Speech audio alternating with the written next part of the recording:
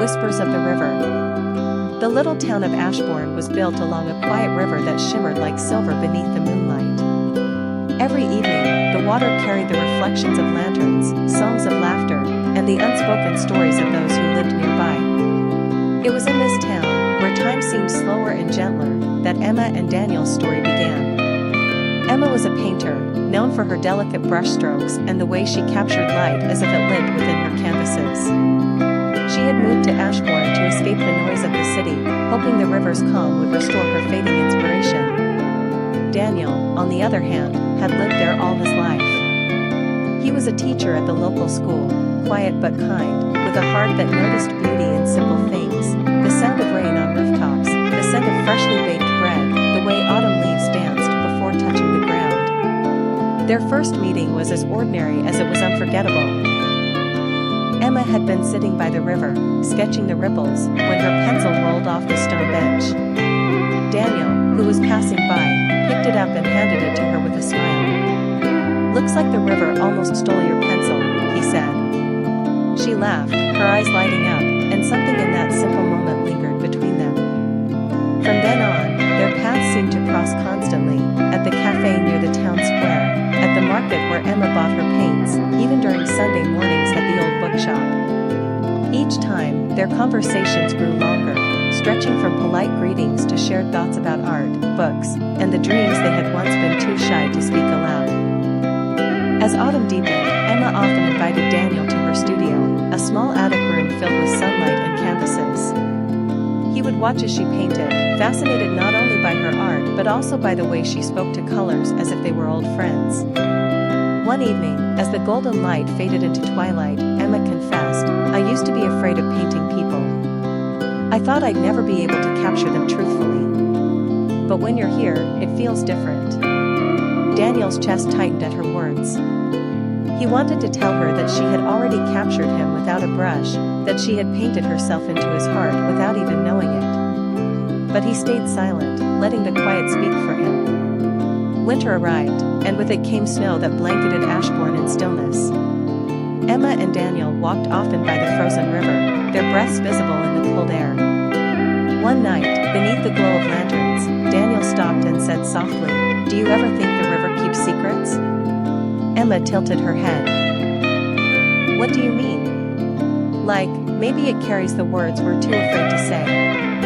She looked at him, her eyes searching his, and for the first time, she reached for his hand. It was a small gesture, yet it carried the weight of everything they hadn't spoken aloud. Daniel squeezed her hand gently, and the river whispered its approval in the hush of flowing water. Spring returned, painting the town with blossoms. Emma finished a new series of paintings, scenes of the river, the lanterns, and a man whose smile lived in the center of her canvas. On the day of her exhibition, she revealed the piece to Daniel. It was him, standing by the river, his eyes filled with quiet warmth. "I think," she said, her voice trembling, "that I've finally learned how to paint the truth." Daniel stepped closer, his eyes misting. He touched the frame gently, then turned to her. "And I think I've finally found the courage to say mine." He paused, breath unsteady. "Emma, I love you." The words hung in the air, fragile and real, until Emma smiled, soft, radiant, certain. "I love you too." The river, ever the keeper of secrets, now carried their love along its waters, reflecting it in the silver glow of moonlight.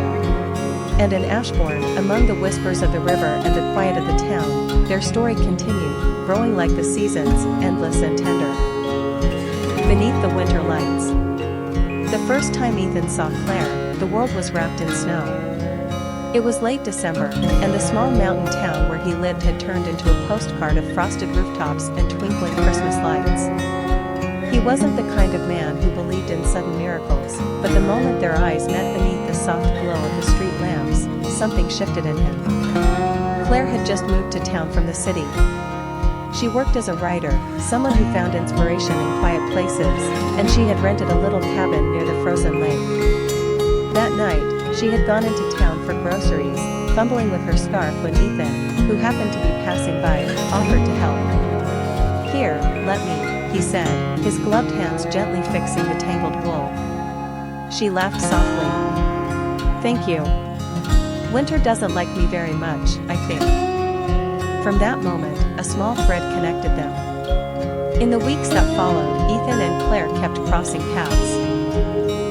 At the bookstore, at the bakery, and even once at the frozen lake where Claire sat with her notebook, watching the way the sunlight danced across the ice. Ethan, a carpenter, had spent most of his life in the town. He was quiet, steady, and known for crafting furniture that seemed to hold stories within their wood. Claire, on the other hand, carried with her the restless curiosity of someone always searching for meaning.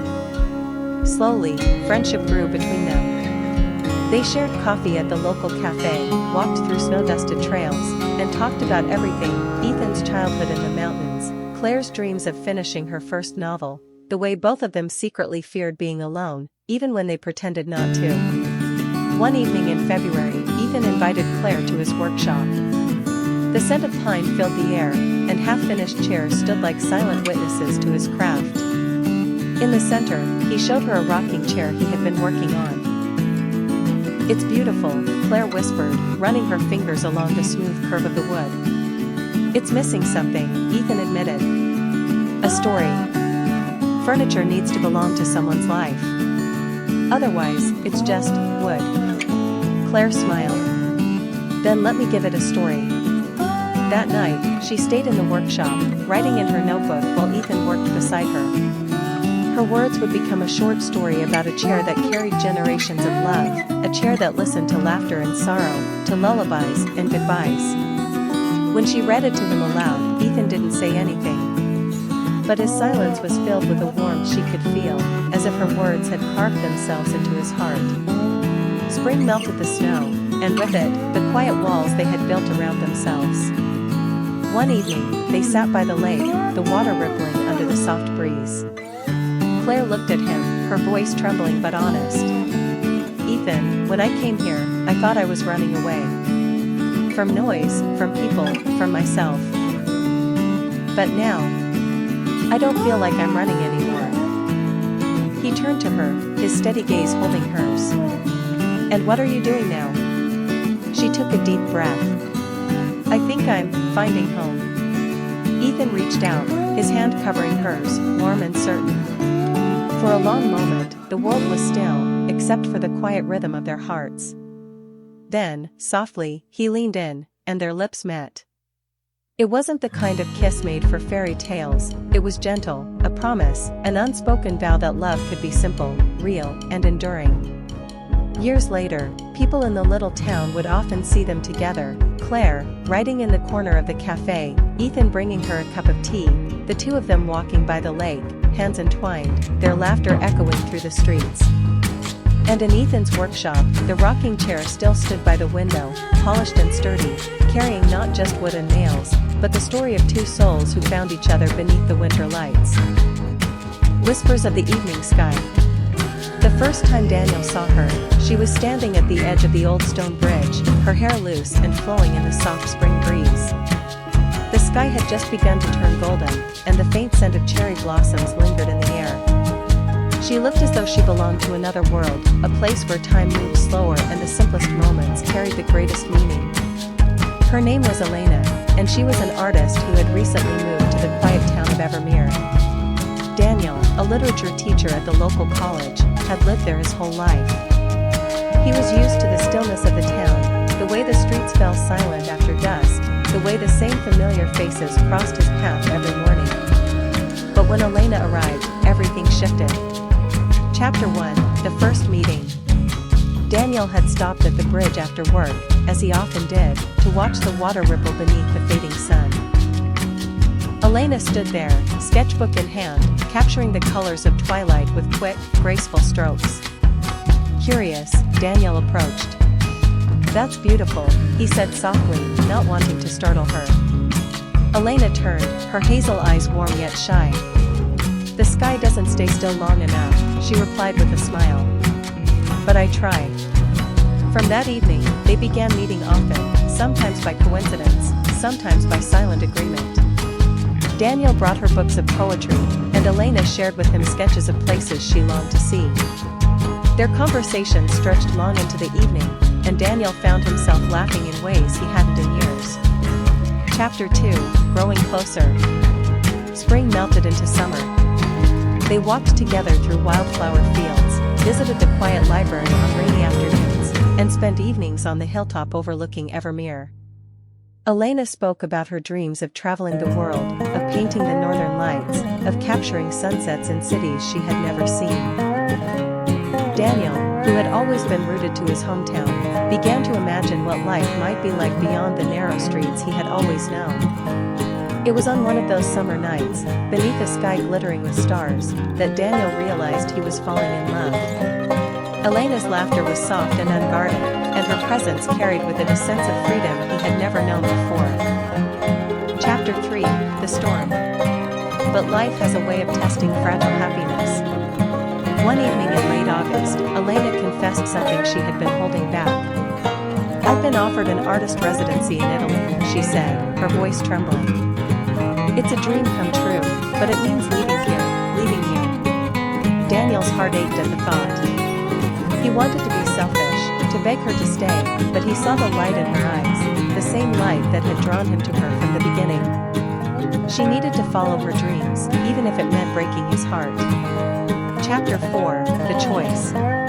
The weeks that followed were heavy with silence and unspoken words. On her last night in Evermere, they returned to the old stone bridge where they had first met.